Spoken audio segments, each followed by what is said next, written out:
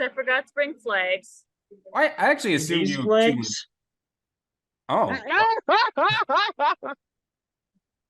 You know, And instead of look, just it's running a- out of the room to go to the bar, you could have changed your hoodie and You could grabbed still go your back and flags change that your I hoodie, brought with Justin. too. But Becca, you still have time to change your hoodie I say into you could something change else. it if you really want to. Because it's just we're gonna be really like, no. very informal tonight. I have to go get more water anyhow. Is it recording?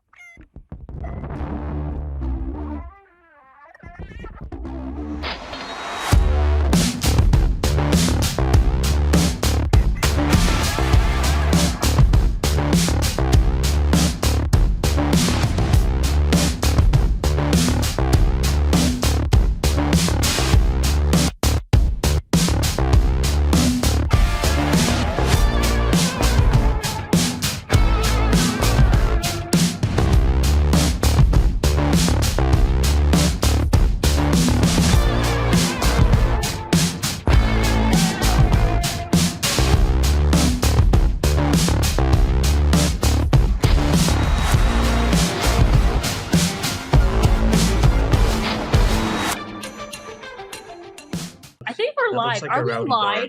Listen, are we live? Yeah, just for you, Becca, we're live. We're live. This might actually make the podcast. Oh, okay. man.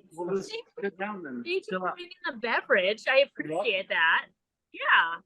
Oh, there's my hand. Oops. Move that. Mason, continue. I don't know if I really even started this. Well, we've did. already started. I kicked us off. Cool, Oh. green flag. We are going green Right, 'cause flag I'm on the field. This podcast I really has think that begun. Grant should be waving the green flag though, because he Hang does on, it way hang better on. than all of us. Something green. Something There, that's green. blue. There we Okay, go. okay, that's better, Justin. Blue. Green. Blue. It's green. I'm Or already looks left blue. traffic. That's terrible. It's because you're with me. I'm already lap traffic. It's all right, Grant. It's not your fault. But Becca, hold Yeah, your later. lane. I'm already wearing something I wore on the podcast before, so don't just skip me. And I've ordered this before too. I've already heard that. So Wait a minute, Yeah, what's I'm gonna make a Mr. slight Irrelevant adjustment to the lineup here. I'm just moving Becca to the back. That's a good Fair, idea. She deserves fair. to be in the back. fair. Fair. Hey, is our But lineup what the is same as Mr. last week, Mason? Well, now it's different because Becca's in the rear of the field. Oh, John's moved up. Well, wait a second, because Good. I was rear of the field last week, Yes. so I'm moving on up in the world. This is a good thing. Yes. So I can kind of kick this off officially because welcome back to the Track Packers podcast, everyone, for episode 20 of season 2. And officially, this is our 50th episode. So it's a very special occasion because we are in the middle of the Dakota Classic Modified Tour, the 34th annual, and we have everyone here, plus a guest or two that may show up. Myself, Mason, along with Jessup, John, Becca, and who's the guest next to you, Becca? This is our head flagman for the Dakota Classic Modified Tour, Grant Oskvig. Hey guys, Hey, Grant. Hey, Tell us Grant. where you're from, Grant. Jewel, Iowa. So how close would that be to like Boone or Marshalltown or somewhere in between? Yeah, so I'm about 30 minutes from Boone and about 60 minutes from Marshalltown. Okay, so you're right in the middle of some pretty big well-known tracks, or a lot of tracks. Yep, 30 miles from nowhere, 60 miles from anywhere. That's kind of a nice true. nice little problem to have. Of course, since you've been up here last year, I think you were up here, and I don't know, was that your first year up here? Yeah, last year was my first year up here on the tour. Yeah, so you know how much distance there is between all the tracks around here. They're not exactly 30 to 60 miles apart. No, little farther, but pretty fun little racetracks up here. Absolutely. Yeah, and it's a fun week. Unfortunately, we have a cancellation, a rain out tonight on Tuesday when we're recording this over in Williston. But last year we did a live on location episode, but we're kind of varying things up a little bit for this week on the podcast. And so kind of have a little bit different feel to how the podcast will go. But since we got you on here, Grant, we're going to kind of go right into some of the happenings of the Dakota Classic Modified Tour so far in the first 3 nights that took place. I was not at the opening night in Jamestown where things kicked off on Saturday, so the rest of you, how did Jamestown go from your perspective on the opening night? So, Becca, do you want to start, or do you want Grant and Jessup to start from the flag stand perspective? Grant, you're there, so. Oh, I don't. I thought we had a little bit of rain shower there at the start, and the crew did a nice job of getting the track together and able to race. And yeah, it had a little character, but man, what some racing! It was great racing out there. Yeah, I'd second that. I thought the racing overall was pretty awesome to watch. It's definitely kicked off a couple really good points battles, and they've been pretty exciting every night since the beginning. So, John? Yeah, I would agree exactly with what you guys said. I feel like even with the added character of the track from the rain itself, they were battling hard. Drivers were as a whole. There was several times to where there was multiple side-by-side battles on the track, especially for transfer positions, because you had some big names that did not make it through the first night, which kind of set the tone, I think, for the tour as a whole, that it's going to be tough in a whole to make the A mains, no matter what class you're in. So yeah, but overall, it was a really good run show. Racing was good. And unfortunately, we had a couple of wrecks that took some drivers out and maybe took them out for the week. But that happens as part of the tour. But it was a good way to kick it off. And John, you kind of got to sit in the grandstands as a fan mainly, right? Oh yeah, I got to do something that I don't usually get to do. So it was kind of a different perspective from my stance. And yeah, it's kind of nice just to sit back and be a fan from time to time. Absolutely. Yep, I agree with that. Becca, so I've been trying to figure out all week exactly what your job title is with the tour. So can you kind of explain what you do in a sense? I kind of do a little bit of everything. Basically, my main job is to keep consistency from tour track to tour track. So I help out with registration, lineups, finishing results, points, all that stuff, just to make sure that everything is just a little bit the same from track to track, just because every track is every bit thing different. I'm there just to make sure that things are the same. So just try to, there's a lot of working pieces, and I try to provide all the information to all those pieces. So drivers, if they have questions, they can come ask me. Officials, if they have questions, volunteers, they can come ask me. But yeah, I just do a little bit of everything, but my main goal is to make sure that everything goes really smooth and really easy, and the fans don't notice all the chaos behind the scenes. So I do a little bit of everything. Yeah, I've kind of learned with some of these races too that there's a lot of chaos that happens behind the scenes too. And I know that there was some weather sort of looming towards the later part of the night, so you kind of had to push things a little bit towards the end. Yep. So I heard there was weather in Jamestown coming towards the track. So we all made the executive decision to forego the fan favorite driver intros and flags that in the 4 white start as well, just because weather was coming and time was at an essence. So we forego all that and then went straight into stock car and modified features, just to make sure that the feature events did get in time, which they did. And it sounds like the rain just barely missed us. So it was the right call in the end, just because had the rain hit us, it would have looked kind of silly. So it was the right call, and I'm glad we kind of skipped all that stuff. And we finally got to do all that pomp and circumstance stuff in Estevan. And I think that was a good time to do it because it was our first time north of the border, back in Canada, and the fans loved it. I know Jamestown would have loved it. I know Minot would have loved it, but if there was a track to really bring it out for the first time, it was Estevan. And yeah, so weather was a factor in Jamestown, which is why we had to do that. I don't know if that was clearly explained, but yes, that was why we had to do that in Jamestown. Gotcha. And to Becca's point, Mason, when we left the track, because we left after midnight, racing got done right around 10:30 time frame. But when we left, we were about 5 minutes out of Jamestown going west, and the road was still wet on the shoulders. So you could tell it probably hit about 5 minutes from the track as a whole. So yeah, so it was definitely the right call. to get it in and make sure the show ran without any hiccups. Yeah, so good call. I agree. I think it's good to get the main show in, and unfortunately, the pomp and circumstance can wait for another night. But we're glad we got that in for Estevan. And so, John, you want to go over the results from Saturday in Jamestown? Yeah, so we had 41 stock cars in Jamestown on opening night, and we had 62 mods. In the stock car division, it was very, very, very interesting because it was a hard-fought battle between a couple of drivers that are right over from the Red River Valley area, Brent Greger and Rob Van Mill. So those two drivers know each other quite well in this class. They've battled for the last couple of years, and they're two of the top runners out from that area. So you had Brent that led for the first several laps of that feature event, and then Rob got around him coming out of turn 4, and got him as he went into turns 1 and 2, and Van Mill just kind of went on the prowl, and ended up winning that feature event, his first win ever on the tour. So that was really neat to see from Rob Van Mill. But just to tell you on how tough some of the competition was, there was several drivers during that heat race during the night that finished second in their heat race, had to run a consi because they didn't make it in on passing points, and did not make it out of the consi.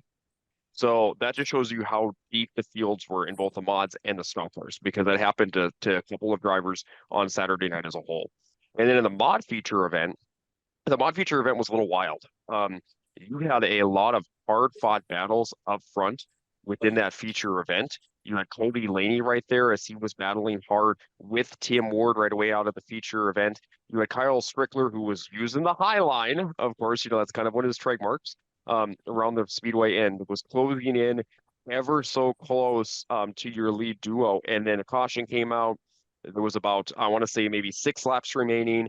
Strickler started on the inside because Laney wanted the outside of the second row during the Delaware double file. Strickler threw a slider, got into Laney. Laney and Strickler kind of were beating and banging down the back straightaway, and that parted the seas for Travis Hagen, because Hagen went from 5th to 2nd in that lap and ended up trying to track down Tim Ward for the win, but Tim Ward picked up his 17th feature win of the season as a whole, and his first one obviously on the tour as it was opening night. And he was your champion just a few years back. So Tim's right there again in the championship battle this year, and a great run for Travis in 2nd. And then you had Jansen in 3rd. Walla was in 4th, and Colin Hibden worked his way from 16th up to 5th, and then Laney ended up 6th. So really good runs though for some of those drivers. And there was a lot of, I looked at both feature results, there was a lot of movers and shakers in both features. So there was definitely a lot of passing that was going on during those feature events on Saturday night, and as a whole in the feature events throughout the tour, there's been a lot of passing. Yeah, so it sounded like a fun and exciting night of racing in Jamestown. I like how you kind of had an unintentional pun there with the cheetah Rob Van Mill on the prowl. Did you like that, on the prowl? Yes. Nicely done. That's very Jessup-like. Jessup-like? I don't know if it's so much. Mason, I feel like that's more like you. Well, Jessup yeah. just does more other punts. I feel like I'm being attacked here. You are by the cheetah. Not at all. I'm joking. We'll continue with our mod tour recap and move on into Sunday, where the tour made their second stop of the weekend. I kind of joined on here because mod tour in Nodak Speedway is one of my favorite nights to kind of hit up. I missed it a couple times over the last few years, but it was nice to see most everyone that was able to make the trip from Jamestown up to Minot. I didn't look super close on how many didn't travel from Jamestown to Minot, but it seemed like a good majority got up there. I think we had 93 total cars in the both classes. We had 54 mods and 39 stock cars. Yeah, so that's a good solid amount. That's definitely a high caliber field. I'm really, really, really happy with the stock car field so far this year too, and the mod fields as a whole, because the stock car field, I feel like, a couple years back, stock cars were maybe right around the 20-ish, 20 to 25 after the first couple lines of the tour. And last year they were really strong for car counts, and this year they increased even more for car counts. So they just got deeper. The fields have gotten better talent, deeper as a whole. And it's exciting to watch.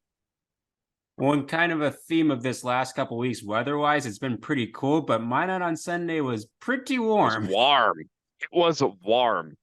Not in Becca's eyes, but for us. Yes. Us in Becca's eyes, she was still wearing a beanie, but It in wasn't our warm eyes, it was enough. very nice warm. It wasn't warm enough. Meanwhile, See. all the drivers are happy about it, and then Becca's over here. It's The too wives Why? and girlfriends agree with me. It wasn't warm enough. I It's literally only showed 80 up at- degrees. I showed up at 5:30, come into the pits, and one of the first people I see is Becca in a long sleeve black shirt. I'm like, I am not With surprised. long leggings. It wasn't warm enough. I There really was don't a know why breeze, I'll Becca give you buys that. Shorts. She never wears them. I do wear shorts at a racetrack, usually on mod tour, Have you? but it wasn't warm Have- enough. So I don't think Becca's gonna wear shorts this year. I don't think she'll be It's wearing shorts too at all because cold. It it's was not going to be 55 warm. degrees She today. It wears was leggings not to warm the enough. gym. She wears leggings to work. She wears. I just don't think she wears shorts at all. I don't ever see her in shorts anymore at Dakota Speedway ever. So Well, I'm also in front of a family crowd, and wearing booty shorts and a tank top is just not. Now, did we appropriate. say booty shorts, John? booty Okay, sorry, shorts. shorty shorts or shorts? Yeah, it's just I mean, I I was- saw booty yesterday up in Estevan. oh For those who don't know who booty is, it's oh, Sean it's Sean Strand's pit man. Yes, I also Yes. saw booty there. Yes, Now that was a Jessup joke almost. That was a good one. Yes, that was a that was a good very joke, good yes. Jessup joke. I'll give him credit for that. That was a pretty clever one. The reason why I typically don't wear shorts or shorty shorts or booty shorts at the racetrack in Mandam specifically is because I'm typically in camera somewhere, some way in front of the grandstands with the crowd, and I don't think it's appropriate for me to be showing off my lack of booty because I don't have one in the first place. But I just don't think it's appropriate, and I try to be a professional. And I want to be viewed as a professional, and I just don't do that in Mandan. So I usually, even on the hottest days, wear pants. But everywhere else, it doesn't matter. Everywhere else, it doesn't matter. No. I'll say have you worn can shorts take in this one away, Jamestown. Jessup. I'm not commenting here. Oh my god, this is too funny. I have worn shorts in Jamestown. I have done that, When? but probably put pants on When? later. When? I was just I gonna don't- say when. Many years ago, probably. Yeah. Okay. Underwood, When she I have wasn't for actually. sure. I've And been to Underwear. this, you John. have. Yes, Yes, Underwood I Underwood have. she has. Underwood, she has. Dickinson, I have almost- too. And then I regretted it immediately because I was like, oh my gosh, it's cold. It was Dickinson always 84 gets that day. Becca's like, Probably. oh no, it's cold. I cannot wear shorts. I actually have to defend Becky here because in Dickinson, it can be 95 degrees. Okay, in Dickinson, In town. you get out to the track, and as soon as the hint of sun setting out on that track, and I feel like it temperature drops a good 10 to 15 degrees, and it is cold out there. Kind of It's like like the a same way with desert out there. Estevan too. Estevan, like it could be once you cross from the United States into Canada, it feels like 80 degrees in the United States, but you get to Estevan, it's like feels like 65, and then the sun starts to set. It's like, oh, okay, now it's really cold. So Becca has somewhat of a point, I guess. Also, I went to Underwood several times last year, but there was one time in particular, it was 95 in Bismarck, and I was like, oh my gosh, kind of hot. Might be on the verge of sweating. So I put a tank top and shorts on. Went to the track in Underwood, stark difference. Like it was like 70 overcast and windy, and I was like, oh, I did not prepare for this, and I was cold. So and now I always prepare. Mason, pants can you and a hoodie. insert the cold Becca photo? Yes, we No. have a photo of Becca being cold. No. On this night, race fans, it was about 85. Yep. And No, it was more like 20 degrees and damn near snowing in Jamestown. And I don't So- want to talk about it.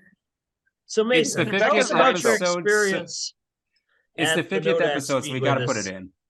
Yeah, we're Yes, cutting it yes. into this. Listen. We have to put in some highlights from some of our best episodes. Yeah, we that would be actually kind got of to fun. talk about things other than Becca's lack of short wearing. Yes. Wow. Anyways, all we got as far in Minot was it was hot, but not hot enough. And Minot Why The not, track- Becca? Why was it not hot enough there? It would, why not and why not? That's all I gotta say. Fantastic you car all. counts. Sorry, Myson. Sorry.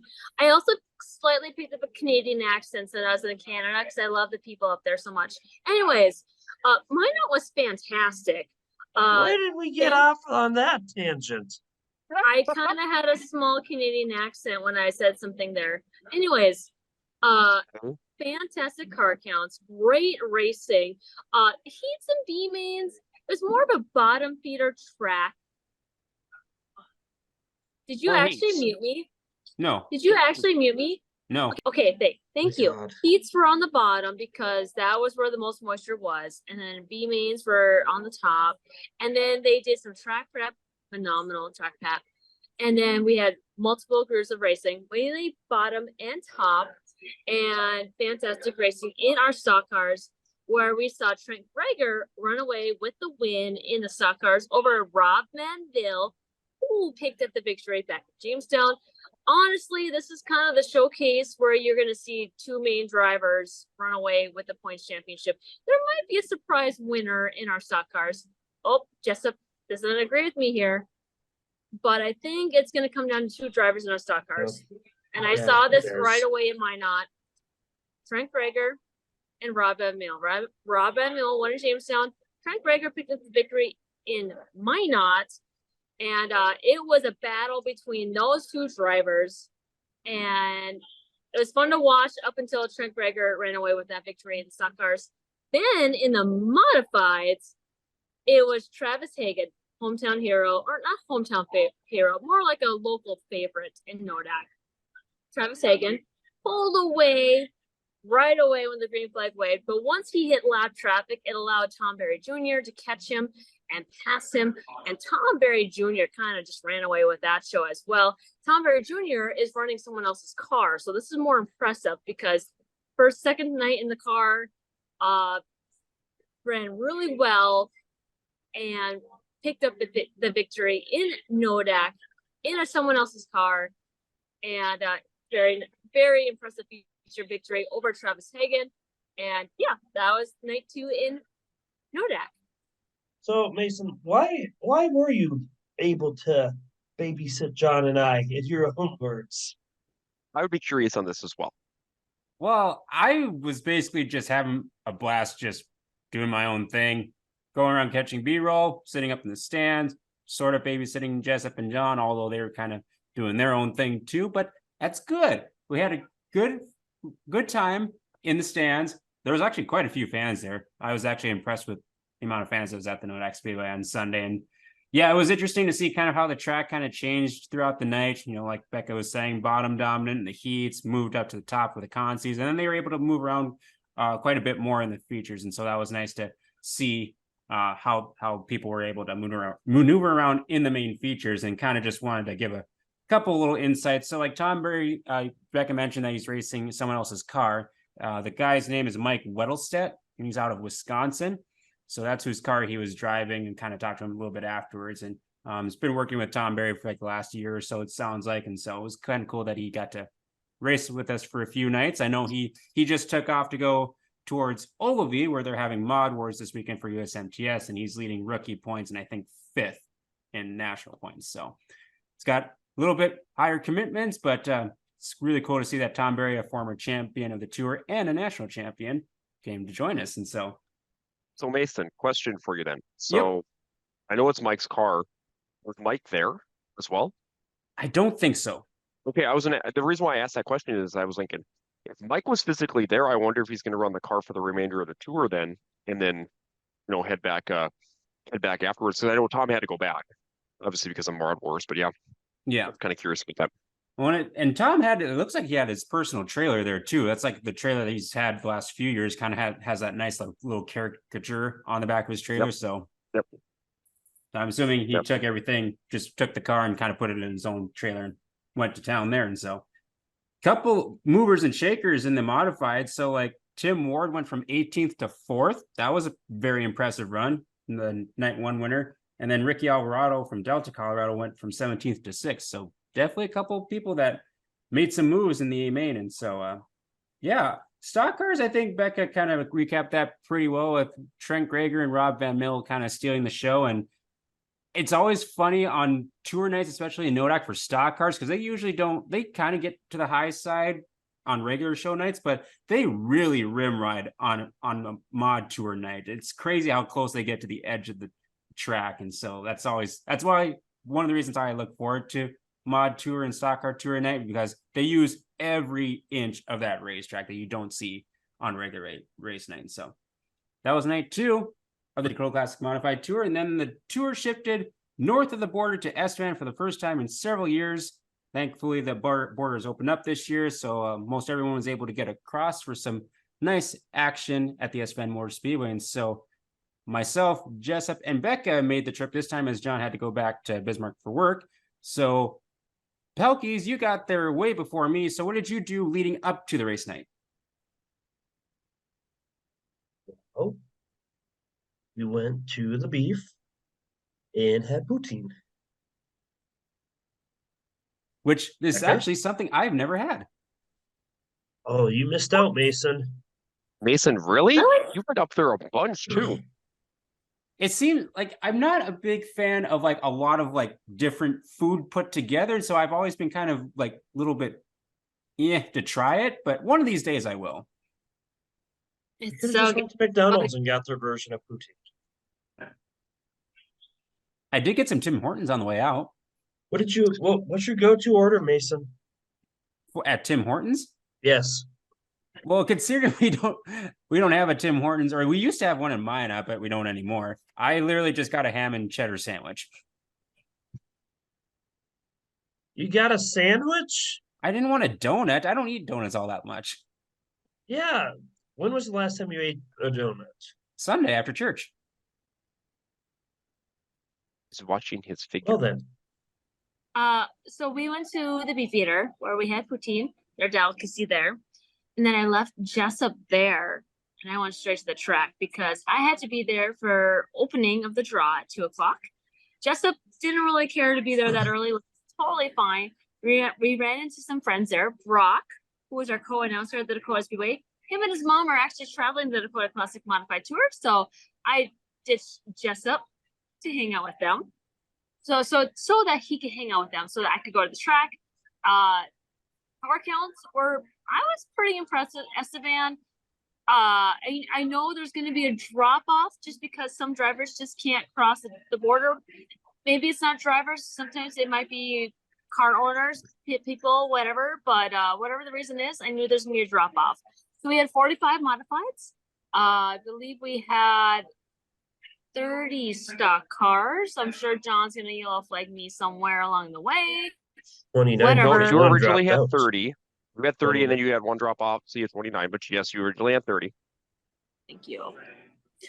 I hate being wrong just so John can yellow flag me. I think that's his like sole purpose in life, but whatever.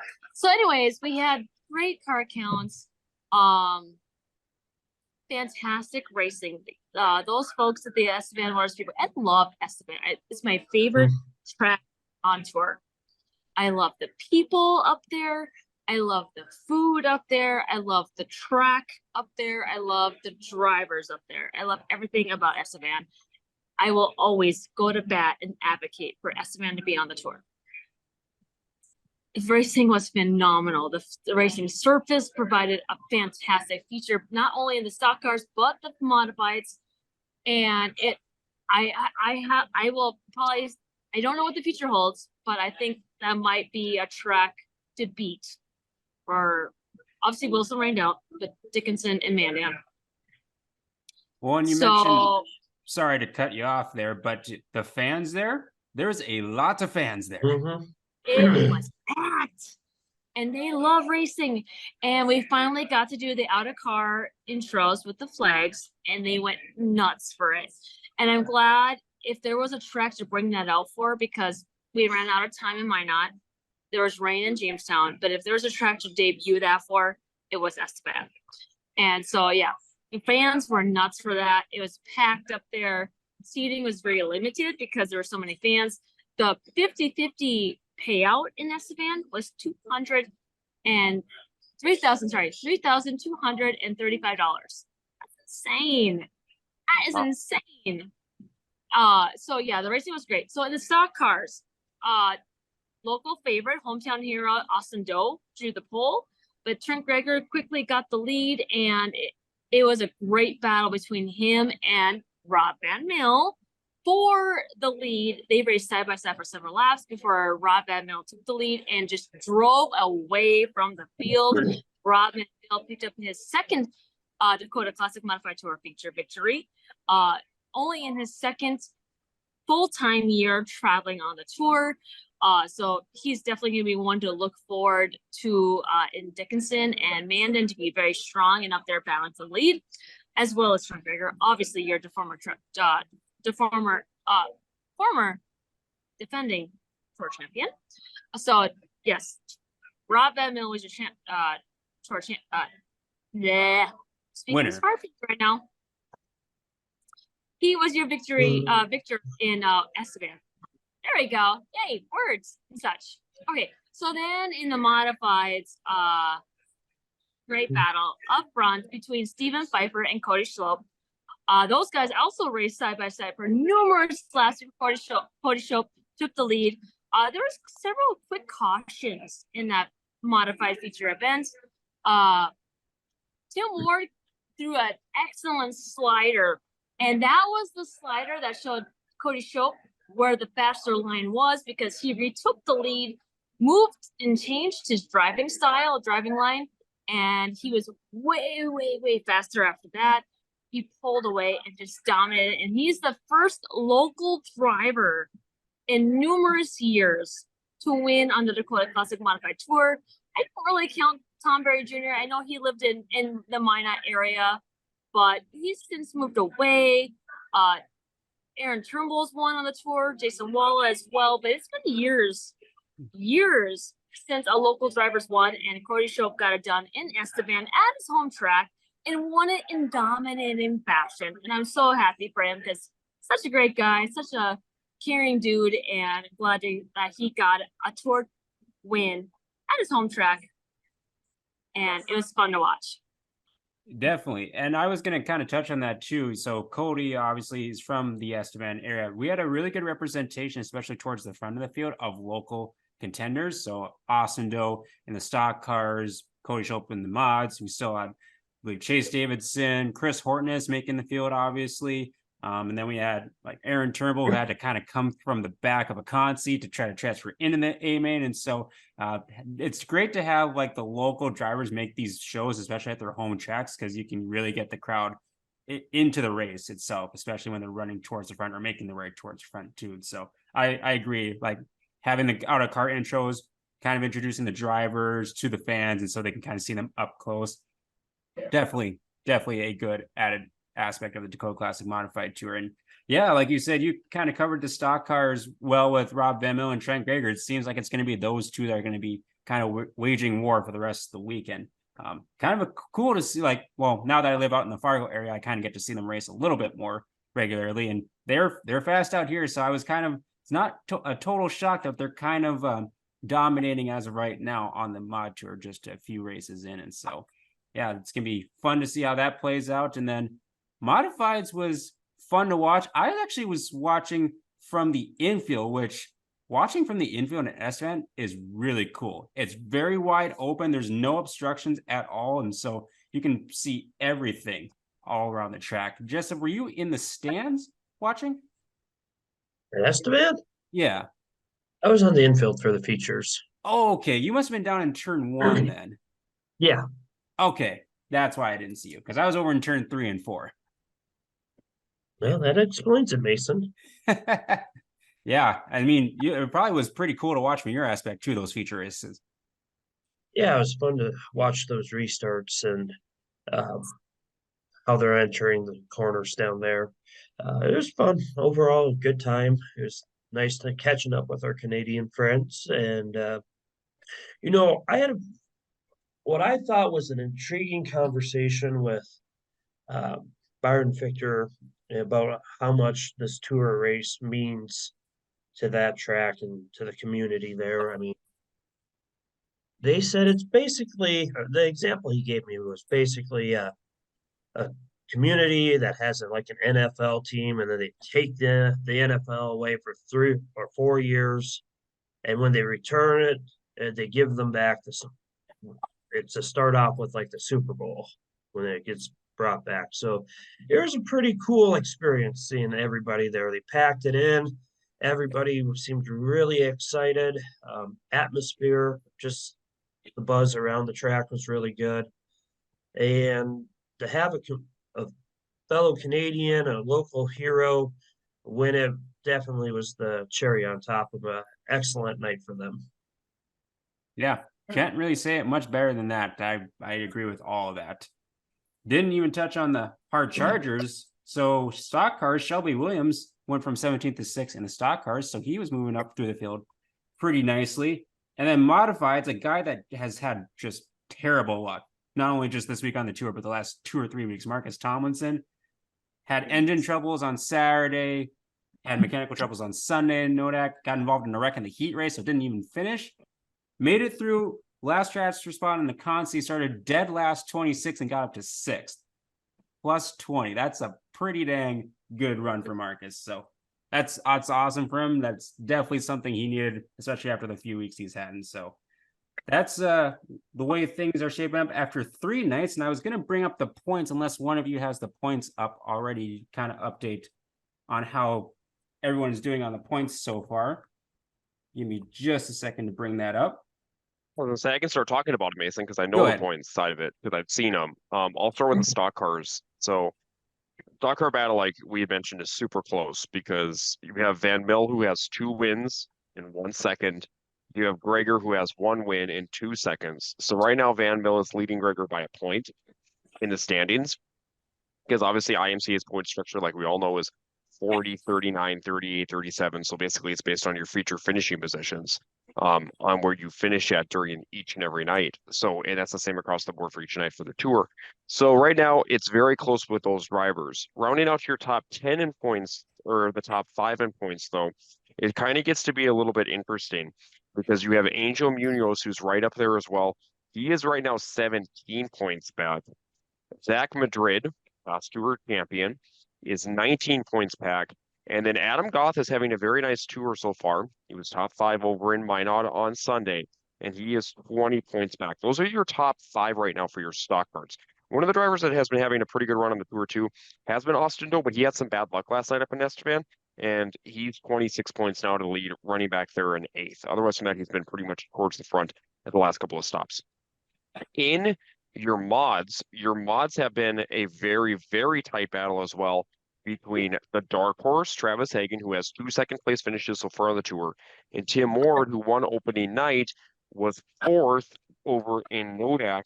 He currently has 1 point on Travis Hagen. So Hagen was runner-up in the tour last year. Right now, he's also in that runner-up spot currently, but they're right now in a really close battle. Cody is right behind them. He's 8 points back in 3rd. Ricky Alvarado is in 4th. He's 9 points back. And Cody Laney is 12 points back. So right now, that's only 12 spots on the racetrack between your top 5 drivers in your mods. So right now, the mods are definitely closer from a points perspective, even in the stock cars, from a physical field perspective. But for points for first place right now for your championships, they're both 1 point. Yeah, and with how stacked these fields are, especially in the modifieds, like 12 points where Cody Laney's at isn't hard to make up. No, not at all.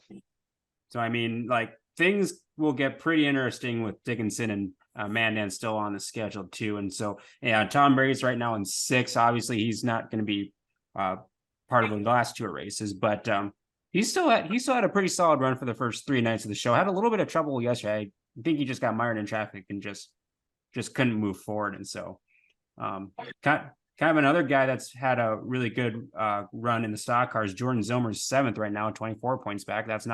He doesn't really race a ton in the stock cars around our region, but nice to see that he's putting together a solid run on this tour season as well. So yeah, that's the way the standings look after 3 nights of the Dakota Classic Modified Tour. Kind of one last question I had for all of you, since it's kind of a little bit of a break in the action. I know with like Winter Nationals in Arizona, they have like a few days worth of racing, then a break in the middle, and then they race a few more days. With this tour, it's 6 consecutive days long. Has there ever been a thought of to maybe like have like a mid break, like one day during the week, so that drivers can kind of like recuperate or kind of recover a little bit and then finish off the last part of the tour? What are your thoughts on that potentially? I'm just curious. So last year, I actually helped put together the survey and send that out to the drivers.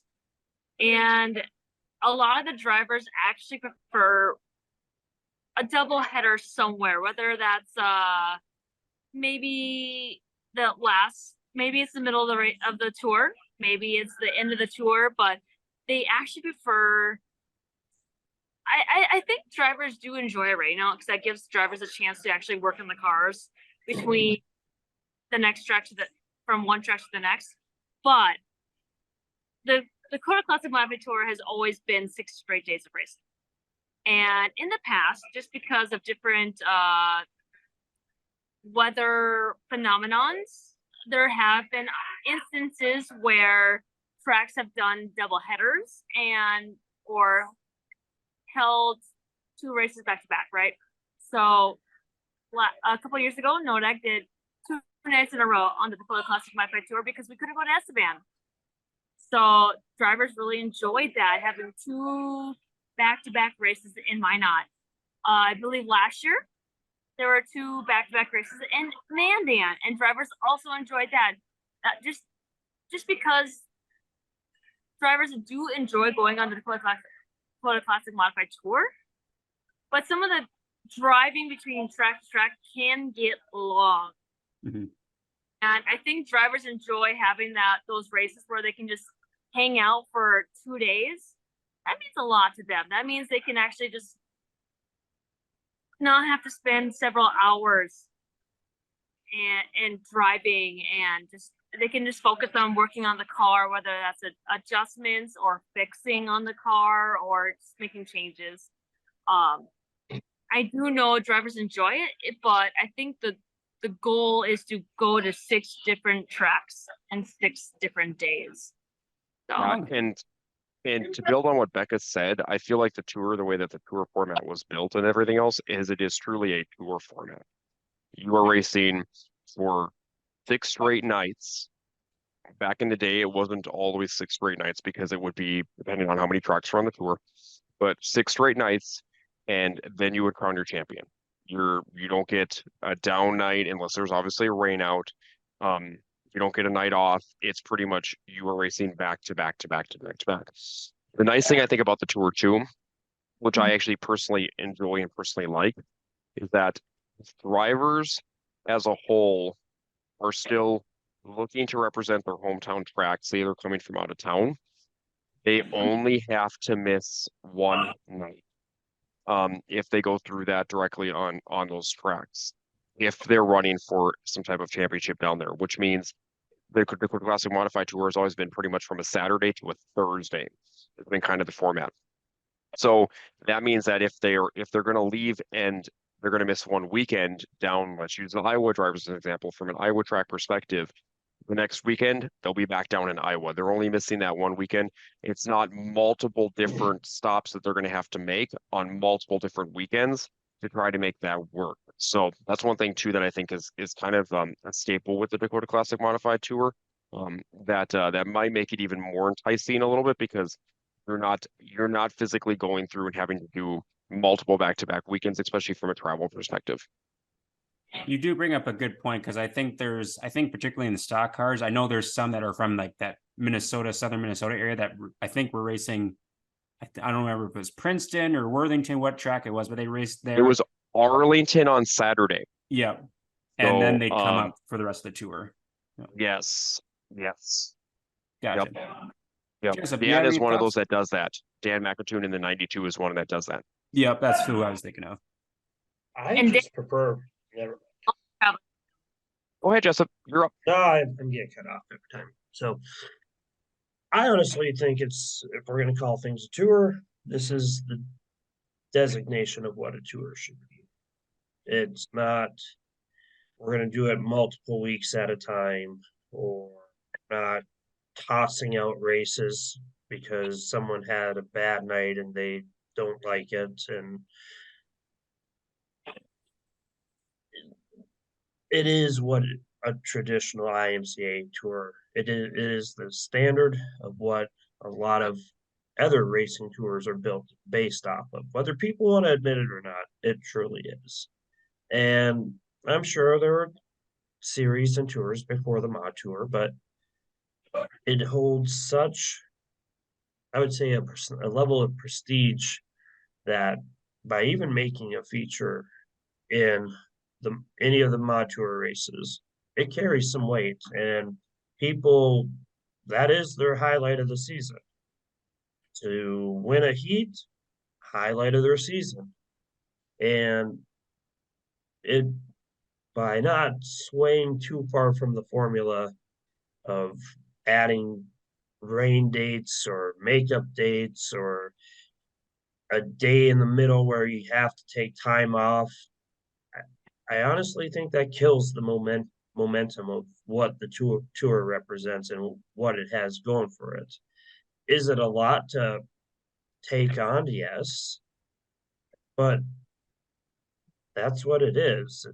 It's not meant to be easy. It's meant to challenge the best. It's meant to bring the best.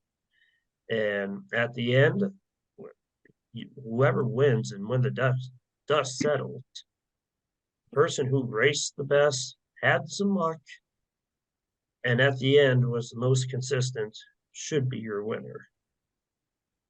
And that's what I view this tour as. Best of the best.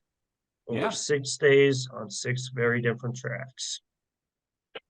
I mean, that's very well said. Yeah, I was just kind of thinking about that today, just because, you know, Williston almost gets, it seems like the shaft as far as weather goes. It seems like they can't catch a break with weather on the tour for the last several years, it seems like. And so it's kind of almost built in like almost a natural break in the action, which is like, yeah, it's kind of nice, but then it's like, man, it's like it sucks losing a night out of a 6-night tour that you don't get back. And so, yeah, just kind of something I was thinking about on my drive home from Minot back to Fargo today. And so, yeah, that's definitely interesting. I would say if I was a local driver, I think my number one goal would just try to make the feature so I could get like an out of car intro. That would be my main goal. Agreed. Would agree. No. Awesome. Well, that is our recap of the first night of the Dakota Classic Modified Tour. So our episode is going to look a little different today. We've gone kind of out of order. So before we get into our who or what are we repping, want to give a shout out to our main presenting sponsor, Hitch Harness, and Tyler Hall, who also drives an IMCA Modified. It's been a little bit quieter on the racing scene now that he's got a couple of kids and kind of keeping him busy with work and such. And so head over to hitchharness.com, check out all the inventory they have, specializing in receiver hitch storage, focusing on safety and efficiency so you can maximize your time. So give hitchharness.com a look. Go give the Facebook page a like so you can check out some awesome promotions that they have. And thank you so much, Tyler, for supporting us on the podcast. And so who wants to go first on who or what we are repping? Jessup, do you want to kind of lead things off?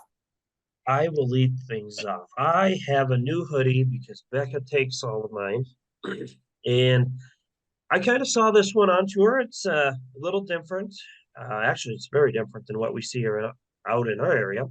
This is Troy Morris's hoodie. It's very colorful. It looks like a Californian design because he is from California. Get the back here. Yes. Angle up a little. Yeah. Some view. So we were walking the pits to kind of give us a little background on this. We were kind of walking the pits a little bit afterwards or during the race, and we saw like the shirts hanging up in kind of his pit area. And I was like, Jessup, that looks like a shirt that you would wear. And it is. Let's see if I can spin it. I would wear. No, you're not wearing of this. course. I say you wear all his hoodies. Anyways, the back's really cool. It's got the state of California, his mod, kind of a palm tree here. Overall, just a really cool and different shirt that most people wouldn't wear or see around here. So that's my shirt for the mod tour. So it's Troy Morris the third, because I just tried to type in my race pass to see where all he's raced. So raced down. He's raced a lot. Yeah. 40 Yep. shows this year and is currently third in points, I believe, before going into the Dakota Classic Modified Tour. So He's doing pretty darn well, and I think the plan is for him is to move or relocate to Iowa and do more racing and better hone in on his skill. So Okay. And from what we hear, or what we heard last night, he will be joining up with the likes of Jeff Akey or Ikey. Yep. Oh, okay. Yep. So should be a good time for him. Yeah, so I was trying to get a gauge on like what his home tracks are because he's from Bakersfield. They have a track in Bakersfield, Merced, California, but he's raced a lot of tracks. He's raced in Oklahoma, Arizona, looks like Texas. Man, he's gone all over the place. Yep.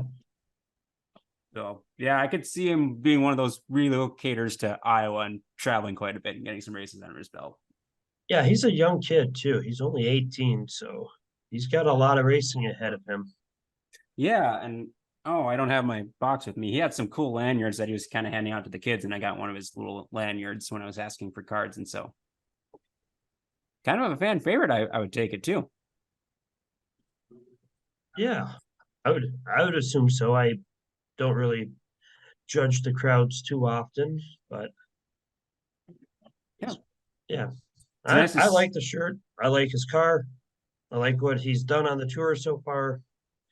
And pretty good kid with a seems to have a good head on his shoulders too. Yeah, it's really cool to see that he made the trip all the way from California for the tour this year. Really fun to see. Yep.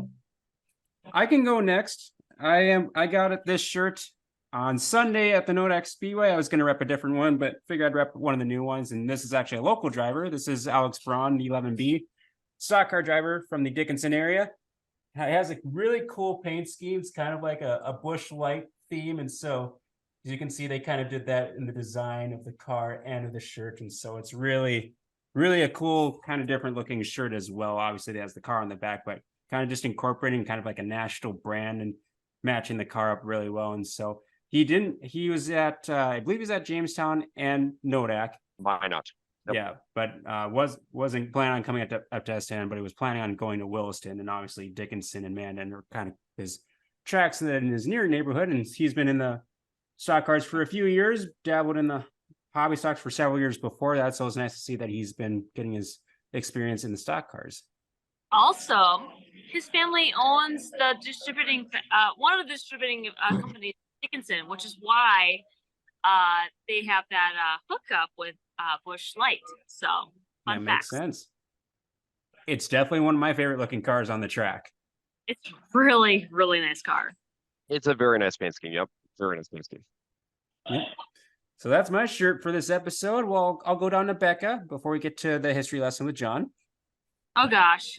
So I knew there were some racing friends down in the hotel bar, and I may have rushed out. Oh gosh, they're watching me. Don't look at me. It's okay. Everybody look at her right now. I think that's a perfect timing. Anyways, I kind of rushed out of the hotel room. Even though I purchased many shirts on tour, I have been wearing the same thing I've worn all day. I'm not ashamed of it. Although, to be different, this is the XL version of the hoodie I wore last year. So I have a small version that is better fits me. This is the XL version of the hoodie because Jessup got one and then I got one as well. So today I am But she's repping wearing Jessup's. Seidler. Jessup's hoodie. And I have no shame in this, but I prefer this hoodie over my small hoodie. The Marlin Seidler brand new merchandise from last year. And I am repping Travis Tooley. This is the emergency beanie I keep in my car because I didn't realize the weather would be actually this cold on tour. I prefer the 110-degree temperatures. I know the drivers don't, and I don't care. But for me personally, if I'm working the tour, I want it to be hot. And I would like to wear a tank top and shorts for once. Because I'm not on camera. And I can just do whatever the heck I want to do. Within my reasonings, right? Anyways, I had to grab the emergency beanie from the trunk. This is my emergency beanie. This makes sense. It was cold. It was 55 degrees in Estevan when I left, or 15 degrees Celsius. Sorry for all the Canadian friends on the border. And I had to grab a beanie. I was chilly. And then Marlon Seller hoodie today. So I do have some new t-shirts. I am the first to repeat on the podcast. Throw a caution. I don't care. I knew it was going to happen at one point. I really didn't think it happened this soon, but I was excited to meet the friends down in the hotel bar, and I forgot to change. Throw a caution. I don't care. So But 2 things. So 1, I have to check the Track Packers rule book because I think we have a rule in there that if it's not within the same year, it's okay, but I'll have to double check on that.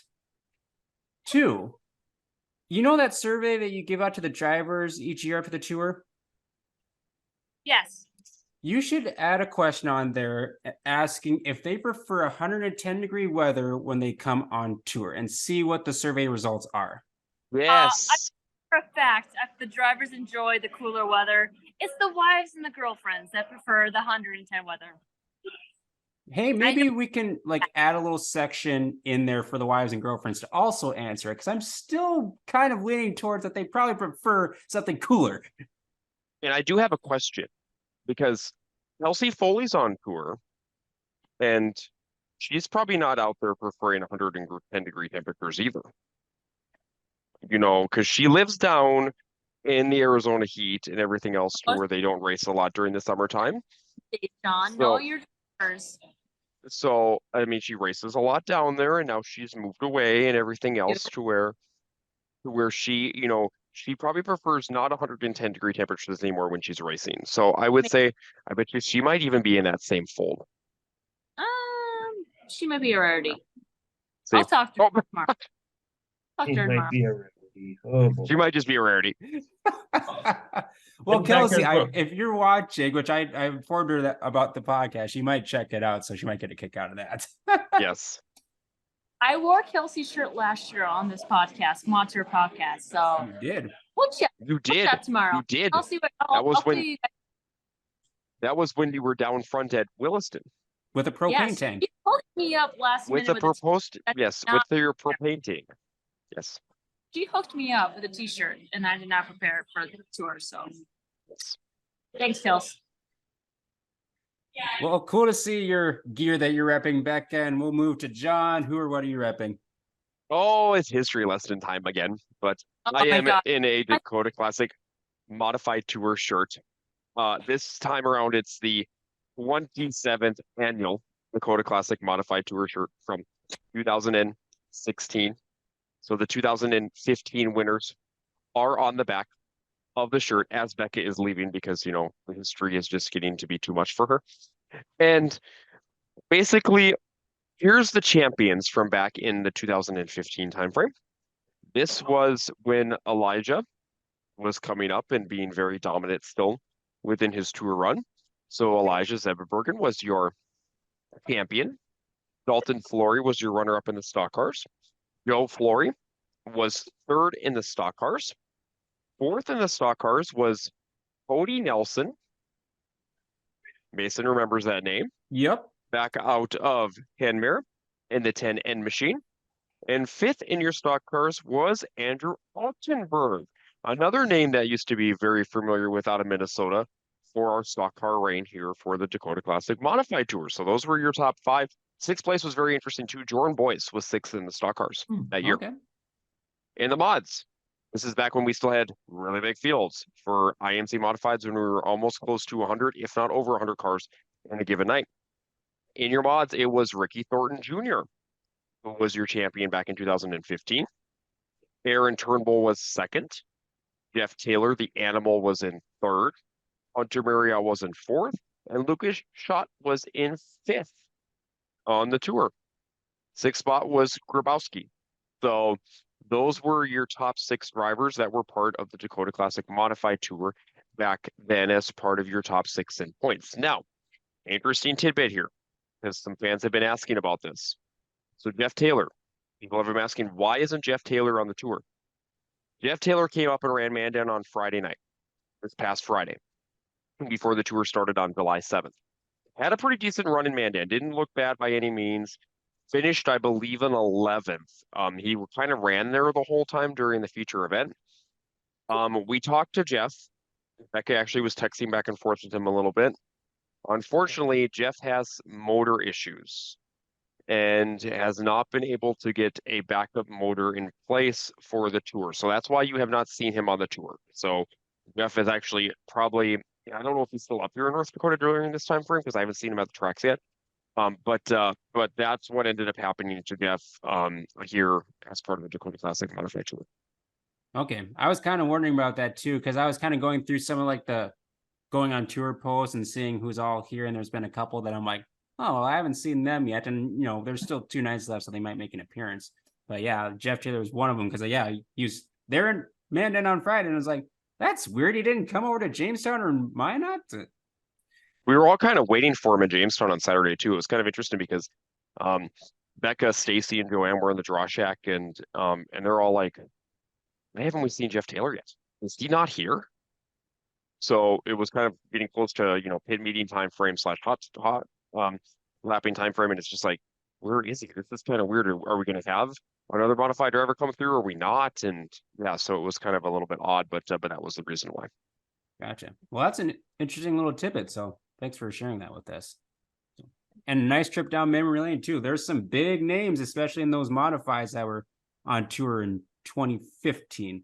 But correct? 2015, because this is the 16 shirt, the 27th annual. Yeah, there's been some big on my names little on history tours. lesson again. So class is dismissed, students. Thank you very much, Mr. Breckel. So that is who and what we are repping. That is Mr. Miserable to you. My bad, Mr. Miserable. So we'll finish up the show this week with our wins of the week and give a shout out to another driver that's been on tour for most of the week, but had to have other duties with basketball camp. Mr. Isaac Hot Sauce Sandro in the 12S out of Turrr Lake, North Dakota. If you see the Sandros, especially this week on tour, hit up the Sandro Snack Shack. They have some really cool food, some really cool snacks. It's been a very popular thing on tour the last year or so. And so we want to thank Isaac for the support of the podcast as well. He made the show in Jamestown, just missed out at Nodak. I know he had some issues in tech after the heat race, unfortunately, at Nodak Speedway. Otherwise, he would have made 2 for 2 on the week. So, but he's been looking pretty sporty in his IMCA mod so far. Yeah, Mason, we've got to give a shout out to him over in Jamestown because he won his heat during the night. Was in a very stacked heat race too that he ended up winning. And then he finished 8th in the feature, started 2nd and finished 8th against a very talented field. He ran majority of that feature event in a 3-car battle between Aaron Turnbull, past tour champ, Colin Hibden, who has won a multitude of big shows, was also runner-up at Super Nationals last year, with over 200 and some cars there, and himself. So Isaac had a very, very strong run over in Jamestown on Saturday, and we have to give him kudos for a heat win as well as a great run in the feature event. Absolutely. And he'll be joining the tour back when they go to Dickinson tomorrow. And I believe Mandan is on his plans as well. And so hopefully he'll have some good success through the rest of the week. So for wins of the week, kind of a little disclaimer, you can go outside the tour if you want. Of course, I hit up some other races throughout the week. We'll kind of do a little bit of a mini recap on our next show, as we're doing mainly focus on Dakota Classic Modified Tour. But if anyone has a couple of wins for this week, go ahead and shout them out. Jessup, do you want to go first? I'm going first, Becca. So you be patient. My first one of the week is going to go to Brent Schlafman. Brent is a very, how do you say it? He supports all of his local tracks. He just got a new car this year, and he made the feature in Minot for the Dakota Classic Mod Tour. And for him, I think making the feature probably was a very big deal for him. And, that's going to be my one win, because I know Becca's got a bunch to come that I think will overlap. But, hats off to him. Big tip of the cap, because it's a great feat to do that. And I guess I got 2 more. Just about it, Becca. I'll take 2 more. My second one goes to Marcus Tomlinson and his amazing performance last night in Estevan. Marcus has been just plagued with all sorts of issues this year, and they've really been piling up in the last week or so. And he was, well, I believe he blew his motor again. John, correct me, at Jamestown, Correct. and they got it home at about 2, and they tore that motor out, put another one in, and Marcus went straight to work with I'll say little he to no worked that day sleep. too. Yeah, and then went up to Minot, same type of deal, had some issues, and then he went up, continued on to Estevan, and he had a great run in his B main, and then went from 26th to 6th, going plus 20 and being the hard charger up in Estevan. So again, another tip of the cap to his perseverance and uh, his willingness to not, surrender to adversity. So that's a really big win. And my final one is to Estevan Motor Speedway. Awesome job, you guys. After 4 years of not having the tour, they ran it off excellently and heard a lot of great things from the drivers and fans. And it was a really special moment, I think, last night was. And hopefully there's many more to come in the future. Absolutely. Solid 3 wins. Go ahead, Becca, if you want to go after Jessup and see what you got. Sure. So my first one of the week goes to Dustin Erickson. So one of our tour drivers on the Classic Modified Tour drove all the way from Texas, Shelby Williams.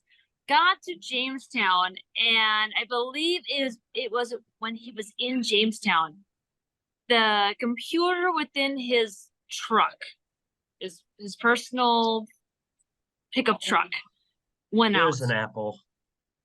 No, it was an Apple. Personal pickup truck, not like a semi truck, not like a toter or whatever.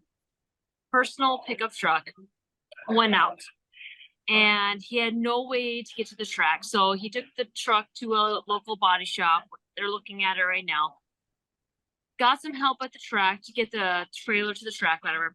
And so at the track, the stock car blew an engine, and Dustin Erickson gave him a place to change that engine. Then the problem was the body shop couldn't figure out the computer issue from Jamestown to the next day in time because it was Saturday, now it's Sunday. Body shop probably wasn't open anyways.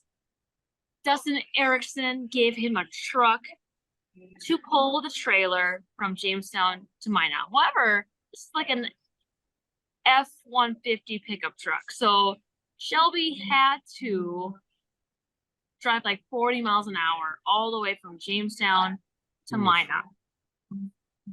And Dustin gave him a place to change the motor in the stock car and a truck so he could compete on the tour because he came all the way from Texas. So shout out to Dustin Erickson for really coming up strong here to allow one of these out-of-state drivers, even though Dustin doesn't race on the tour at all, give him a chance to compete for that tour championship, which Shelby's had some tough luck on the tour so far, but hopefully on these final 2 races, he can pull it around, right? Mm-hmm. Next win of the week goes to Cody Shope. Cody has had a strong season so far, especially in Estevan. He's traveled around to Minot, Williston, and whatnot. Had a good start on the tour in Jamestown. Yeah, I believe he won his heat race, got to do the redraw. He won his heat race in Minot, did the redraw there. Great finishes in Jamestown and Minot, but he won his heat race in Estevan and is the first local driver from the tour to win in a very long time. I wish I had my notes with me at this very moment to give a specific date and time and how long this has been, but Cody's been the first driver in a couple of years to win a Dakota Classic Modified Tour feature in the modified division from the local area, and did it at his home track. And that he was super pumped after the races. It's a blessing the rain came at Williston because I think he's had some generator issues with his toter. Yep. So I think he was questionable on getting to Williston anyways. Hopefully he can figure out how to get to Dickinson. I think he's got a shot at the points. And I would love to see what he can do in Dickinson and Mandan. Because he was looking forward to Mandan for sure. Second one of the week goes to Cody Show. So way to go, guy. No turtles were injured this week. And I'm pumped for him.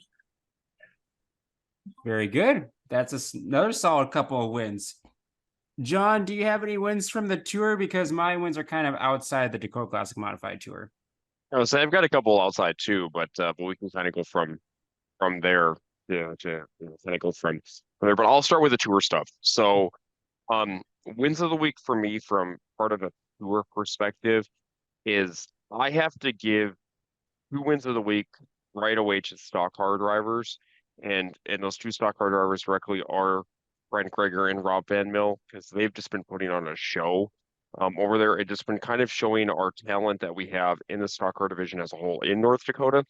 I know last year when Greger won the tour, and also when Randy Klein ran so well on the tour, it kind of brought, it was a very interesting dynamic to see the Eastern stock car guys kind of against maybe the Western stock car guys a little bit, because a lot of the Eastern guys didn't really follow the tour in the past couple of years until those guys did it last year, and it showed that there's a lot of talent out in the eastern part of the state too with the stock car guys. So yeah, but the Red River Valley stock cars, they have been putting on a show out there, and they have been super interesting to watch, and super dynamic here as part of our tour so far through the first 3 nights, and it'll be interesting to see how they do in night 5 and night 6. So that part will be very interesting to see. So that was my first win of the week with those 2. So Mason, I'm going to go outside now of the mod tour. Go ahead. And I'm going to go now to Viking, because Brady Curtis, I have to give him kudos for winning on Saturday night over in Viking as part of the Fallen Lineman Bigs Modified Special. Unfortunately, it got rained out in Fergus Falls on Friday night. They ran that on Saturday night still over in Viking. They had over 30 modifieds there for that event as part of the Soda modifieds, and Brady ended up winning that. So great job for Brady. They do a really nice tribute to fallen linemen throughout the year. So that's a really special race over there as well. Awesome. Yep, I agree with those couple wins. Yeah, Brady dominated that race in Viking too. It was not really close, and so I do have one win from the tour. I will give a win to Travis Hagan in the 14T, because he is right now our top local guy in the modified division, and it gets a very stacked field of cars. And kind of looking at the, oh gosh, I'm blanking on. There was one heat race, I want to say was in Estevan, where he was starting, they were running like 11 cars in the heat race, and he was starting dead last. And he got up to correct. And he got up to second in that heat race, because it, like, obviously all the heat races are stacked, but just trying to get through all that up to second, it's just like, man, he's racking up the passing points and making sure that he's in contention for a top starting spot. Because a lot of times starting up towards the front is very key on these tour races, because once you get back in traffic, it's very hard to gain positions. And so he's been putting together consistent finish after consistent finish and keeping pace with Tim Ward. And so I'm going to be excited to see how he does on these last 2 nights of the Dakota Classic Modified Tour. My last 2 wins go to tracks. The first one goes to Greenbush Race Park, because we actually got our Rebel Midwest Mod Tour and Dirt Race Central Street Stock Tour races complete, even though we had weather in the near vicinity and some sprinkles falling during the races. And so it was no shortage of kind of uncertainty on getting those races in. I'll recap that on our next episode with a full tour kind of recap. But win to Greenbush Race Park, and also another track that really put in a lot of work this last weekend. It has a big event coming up this weekend, is Brown County Speedway. With inclement weather, they got their kids' night off, had a bunch of giveaways from all the drivers and sponsors, and it was a very good event. And they have the Dakota Rumble taking place this upcoming Friday and Saturday. So that should be a big weekend for them as well. So those are my 3 wins of this week. And so Any closing thoughts before we sign off on our 50th unofficial episode of the Track Packers?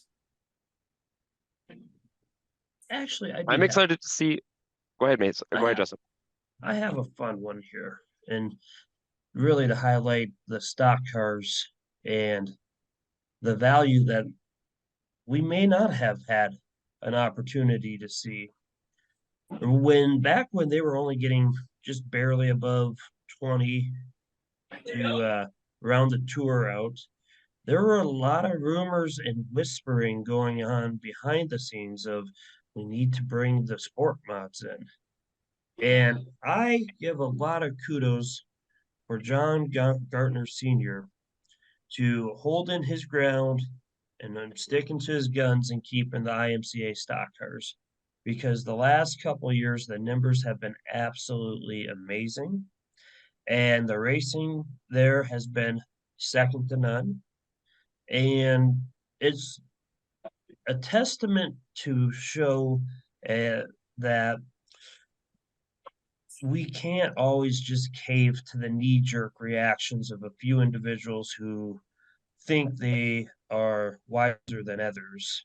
And I just want to say hats off to you, John, and all the stock car drivers, because you're proving all those individuals who said you guys should have been canned absolutely wrong. Well, and kind of to build off of John's win with Trent Greger and Rob Van Mill, kind of a couple stock cars from the Eastern side, we're seeing more of them kind of go on the full tour. I know Brendan Borg's been racing quite a bit more. Brody Carlswood's another one. And so it's kind of encouraging for, I'm sure, the Eastern stock car drivers in the state of North Dakota to see how successful those two drivers are, and then maybe make a run at the tour in future years as well. So I think it kind of helps in both aspects too. I'm gonna go ahead, Jess. Oh, go ahead, Becca. Oh, I totally agree. We've seen more and more of the Eastern drivers come on tour, and they hold their own ground, and it's amazing, and I love it. I would love to see more of those drivers come on tour, because there are so many drivers locally here within the state of North Dakota that could compete. I would love to see them just take the time and just see what they can do on the tour. Mm-hmm. I would agree with Beck on that comment as a whole. The other closing thought I have, because there's been some rumblings about it this week as well, and it's the other thing that I kind of want to maybe put the rest a little bit, has been the physical, not so much car counts, but fan attendance. So you guys were up in Estevan last night. Grandstands were packed last night. All four of us were up in Nodak on Sunday. Grandstands were very nice in Nodak on Sunday. There was a lot of people in Nodak. Obviously, Nodak was not full by any means because Nodak's grandstand is huge. Yeah. But they had a lot of people there on Sunday, within the grandstand. And then in Jamestown, 3 of us were in Jamestown on Saturday night. Becca was in the grandstand side. I was in the grandstand side. Directly in there, Jessup was directly in the flag stand. The grandstands for Jamestown were probably 2/3 to 3/4 full on Saturday night within that area directly. So there was been some rumblings that, grandstands are not looking well. No, grandstands have been very well as well for this tour, have been doing quite good. And that's something that is great for the tracks to see. So that's one thing that I want to make known in there too, that fans are coming out and watching these events. And not just that, but fan attendance as a whole in a lot of the racetracks that we have been at this year, and all of us can speak to this, is that the fan attendance has been very good so far this year at several tracks. They have been doing really well with fan attendance.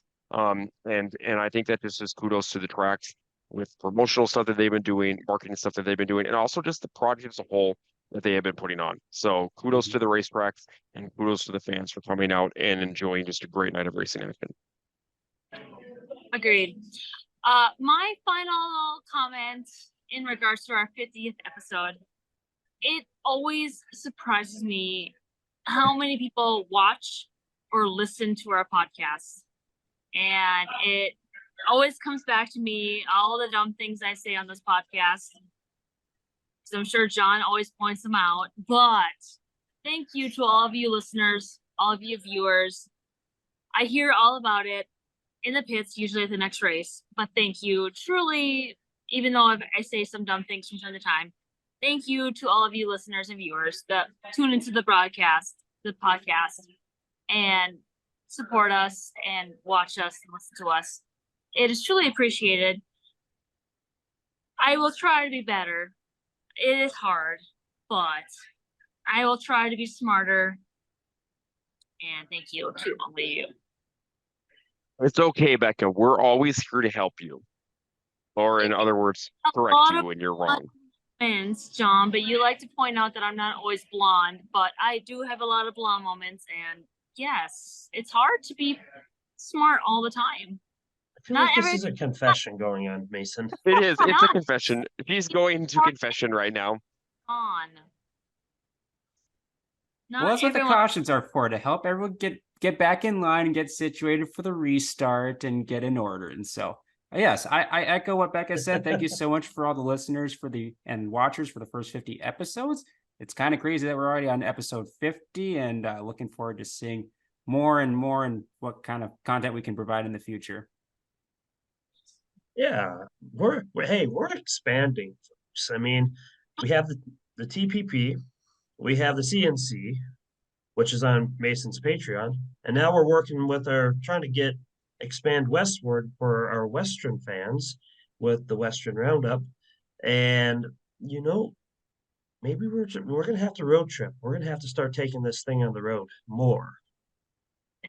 That's a really good idea. Plus, I feel like, and Mason, maybe it's something that's maybe contagious this year too, but there have been plenty of weekends where I have found myself at least 3 tracks a weekend, which I know, especially with helping out with 2 tracks and doing announcing as part of that, each and every weekend. I usually try to find maybe that one other track, whether it's on a Thursday, whether it might be a weeknight, or whether it's on a Sunday, just to kind of relax and be a fan as well, and just kind of in participate in that, and just kind of go out and see something different, which has been kind of nice to see this year too.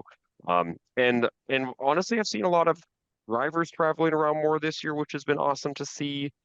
Fans have been participating in several different tracks this year, which has been awesome to see. So that's been really cool here from the dirt track scene here within 2023.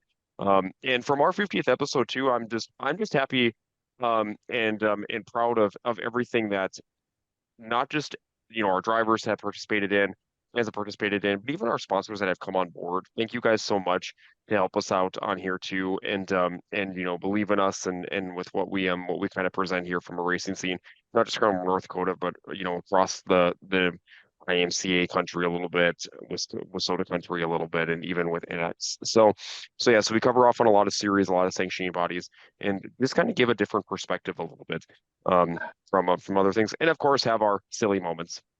Oh yeah. Yeah. There's plenty of those.